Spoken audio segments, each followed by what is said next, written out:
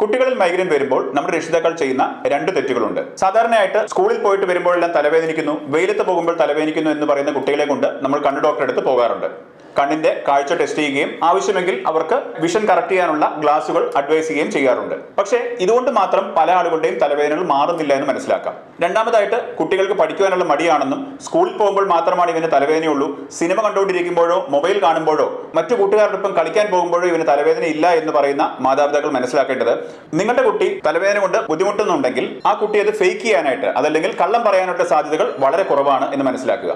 നിങ്ങളുടെ കുട്ടിയുടെ ചികിത്സയ്ക്കായിട്ട് ഒരു ഡോക്ടറെ തിരഞ്ഞെടുക്കുമ്പോഴും നിങ്ങൾ ശ്രദ്ധിക്കേണ്ട കാര്യം എന്ന് പറയുന്നത്, ഒരു 5 മിനിറ്റ് മാത്രം കണ്ടുകൊണ്ട് അല്ലെങ്കിൽ 3-4 മിനിറ്റ് സംസാരിച്ചുകൊണ്ട് മൈഗ്രെയിൻ ആണെന്ന് പറഞ്ഞ് ഏതാനും പെയിൻ കില്ലറിൽ കുറിക്കുന്ന ഡോക്ടറെ കുറിച്ചല്ല ഞാൻ സംസാരിക്കുന്നത്. നേരെ മറിച്ച് ആ കുട്ടിയുടെ പ്രശ്നങ്ങൾ മനസ്സിലാക്കി എപ്പോഴൊക്കെയാണ് തലവേദന വരുന്നത്, ഏതൊക്കെ സാഹചര്യത്തിലാണ് അവന് തലവേദന ട്രിഗർ ആവുന്നത്, എന്തുകൊണ്ടാവാം ഈ ഒരു തലവേദന വരുന്നത് എന്നെല്ലാം കണ്ടെത്തുവാനും മനസ്സിലാക്കുവാനായിട്ടുള്ള വിശദമായിട്ടുള്ള കേസ് ടേക്കിങ്ങും ശാരീരിക പരിശോധനകളും ചെയ്ത് ആ കുട്ടിയുടെ രോഗനിർണയം നടത്തി ആ കുട്ടിക്ക് കൃത്യമായിട്ട് ട്രീറ്റ്മെന്റ് കൊടുക്കുന്ന ഒരു ഡോക്ടറെ തന്നെ കണ്ടെത്തേണ്ടതുണ്ട്. ഇതോടൊപ്പം തന്നെ കുട്ടികളുടെ ഫാമിലി ഹിസ്റ്ററിയും അലർജിക് ഹിസ്റ്ററിയും മറ്റു മെഡിക്കൽ ഹിസ്റ്ററിയും എല്ലാം കോറിലേറ്റ് ചെയ്ത് പഠിക്കേണ്ടതായിട്ടുമുണ്ട് എന്ന് മനസ്സിലാക്കുക. കേവലം വേദനയ്ക്കുള്ള പെയിൻ കില്ലറുകളെ മാത്രം ആശ്രയിച്ചിരിക്കാതെ കൃത്യമായിട്ടുള്ള ഡയഗ്നോസിസും അതിന് അനുസരിച്ചുള്ള മാനേജ്മെന്റ് ടെക്നിക്കും ഹോമിയോപ്പതി ട്രീറ്റ്മെന്റുമാണ് ഇത്തരത്തിലുള്ള കുട്ടികളെ തലവേദനയിൽ നിന്നും മാറ്റിയെടുക്കുന്നതെന്ന് ഓർക്കേണ്ടതാണ്. നിങ്ങളുടെ കുട്ടികൾക്ക് പതിവായിട്ട് തലവേദന വരുന്ന സാഹചര്യങ്ങൾ താഴെ കമന്റ് ചെയ്യുമല്ലോ.